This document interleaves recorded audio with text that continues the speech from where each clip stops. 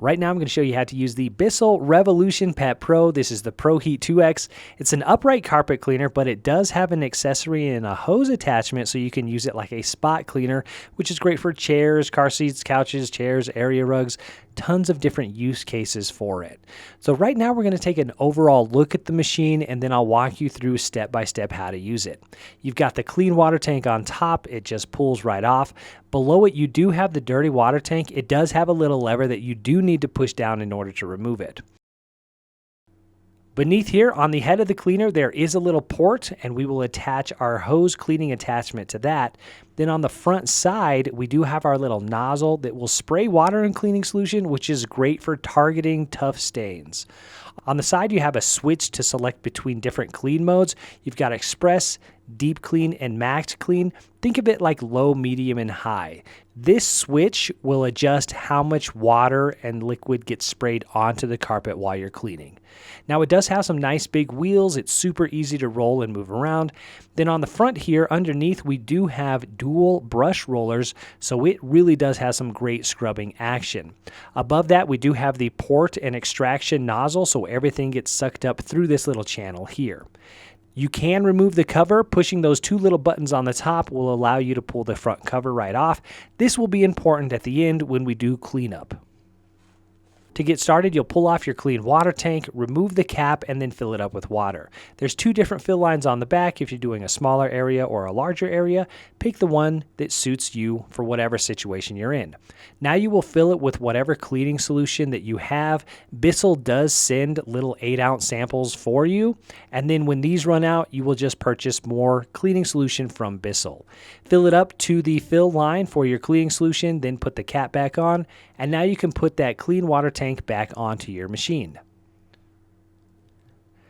Simply just slide and place it back down. There's no lock or latch here, but there is a little plastic tab on the back that does need to line up, otherwise your water tank won't rest correctly.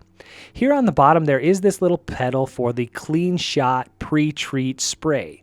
I will show you how to use that later. The handle does have a little trigger underneath it. You will press and pull that to dispense water and cleaning solution.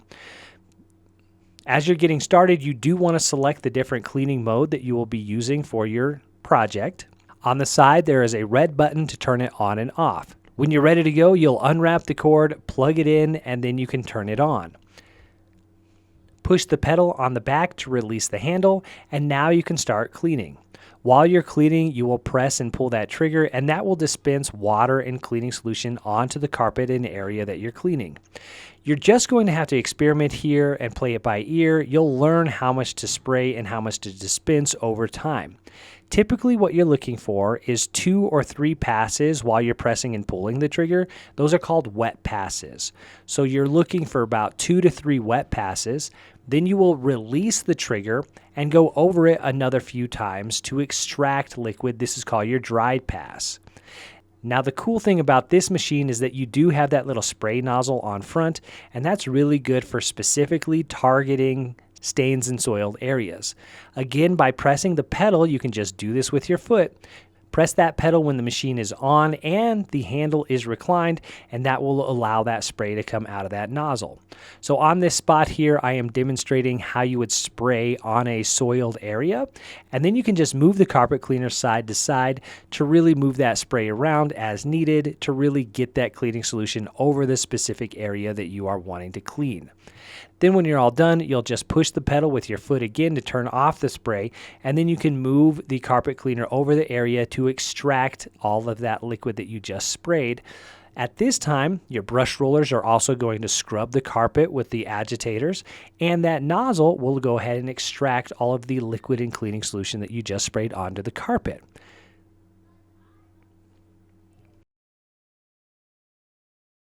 Now when you're cleaning a large area of carpet, it is very simple. You will use it much like a normal vacuum. You'll turn the machine on. Then you're going to do those wet passes like I discussed earlier. So you're pulling the trigger, you're doing 2 to 3 passes over the same area. Then you will release the trigger and do another 2 or 3 passes to extract as much liquid as possible. And then you will just continue this as needed for however much surface area or whatever spot on the carpet that you are cleaning. So in this case, I'm just doing this little walkway here in my house that goes from the garage into the kitchen. 2 to 3 passes wet, 2 to 3 passes dry, and then I did one final pass over everything dry. So I went pretty slow here. I was not pulling the trigger, so I've got my finger off the trigger, and then I'm just going back over the area really slow, making sure to pick up as much water as possible. When I'm all done here, the carpet might be slightly damp to the touch, but you want to make sure it's not sopping wet. It should dry in a couple of hours. Now let's go ahead and set up to use the hose attachment. It does come with this nice bag where everything is stored. You're going to go ahead and pull out the hose and the different accessories that it comes with.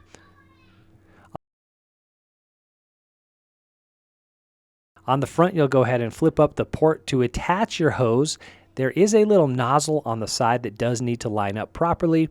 Simply press down, it will click and lock into place. Now you're going to pick the different scrub tool that you want. It does come with 2 different scrub tools, and then depending on the model, you may get some other accessories as well. This scrub tool here is a wet and dry. So on the bottom here, it does have a port for vacuuming. Everything that gets vacuumed up will get collected in that little canister below it. And then it does have a wet port as well that you will use it much like a normal scrubbing tool. For this stain on the carpet, I'm going to switch to my traditional scrub tool. It's easy to swap them on and off. There is a little button on the top of the handle. You just need to press that down to pull off the different hose attachment or cleaning tool that you're working with. Now on the end of the hose, there is a handle with a trigger. You will press and pull that trigger, and that will spray your water and cleaning solution. You do have to have the machine on, so go ahead and turn it on like normal, just like we did to clean the carpets.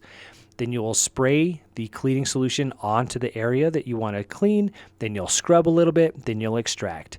And then you really just repeat this process. Now, in my experience, the magic number is 3. You'll spray, scrub, extract, and you'll repeat that 3 times. Now, when I'm scrubbing, I'm trying not to extract the liquid at the same time. I really want to get that cleaning solution into the fibers of the carpet and let it break down the stained and soiled area. Then I go back over it and extract. It really did a great job with the stairs, and the hose is really long. It allowed me to get up most of my stairs. I actually got halfway up, a little bit more than halfway up of my stairs. I got up 7 stairs with this hose. To get the last few steps, I would have needed to go ahead and take the carpet cleaner up to the top of the stairs and then work my way down. So I'm doing another little spot here on the carpet using the other hose tool. Cleaning tool, much like the other one, you're going to spray, scrub, and extract.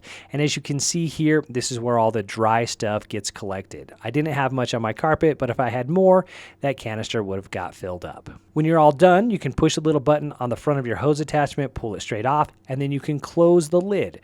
You do want to make sure that that lid is completely closed. If not, you could lose suction and your machine might not work in the future. Now we'll go ahead and pull off the dirty water tank. On the back of it, there is a quick pour spout, so we can empty it out that way.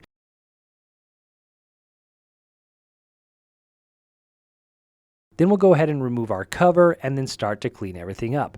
The really cool thing is that this dirty water tank does have a little cylinder inside of it that is removable. So you can take off the little cap and then you can remove that cylinder, and then you can really rinse and clean everything out. Unlike some of the other models and machines, they don't always have this feature, so this is actually a really great feature, so I'm really excited about it. Now, all of the tools and attachments that you used, you want to make sure to rinse those out as well. They'll get hair, dirt, dust, and debris and stuff that collects inside there. So go ahead and rinse those off really well. You can set them aside to dry, and you can put everything back in the bag when you're done. Now for the brush roller cover or the agitator cover here, as you can see, lots of hair stuck there on the underside, so go ahead and grab and collect everything that you can. You could use a paper towel or something for this if you wanted to. Now it does come with this really thin, narrow plastic tool, which is great for getting inside the nozzle.